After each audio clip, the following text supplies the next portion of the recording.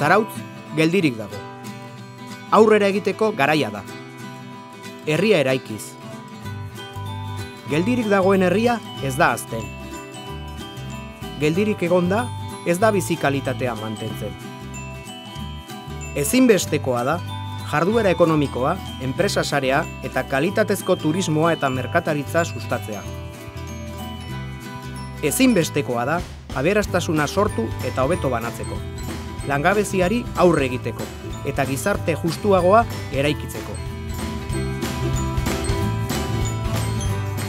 Ezinbestekoa da udal instalazioak, azpiegiturak eta oinarrizko zerbitzuak mantendu eta hobetzeko. Bada garaia, Zarautz martxan jarriko duen plan eraginkorra abian jartzeko. Bada garaia, elkarrekin herriari behar duen bultzada emateko. Bide horretan, nire prestakuntza, ilusioa eta indar guztia jarriko dut. Zarautzek aurrera egiteko garaia da.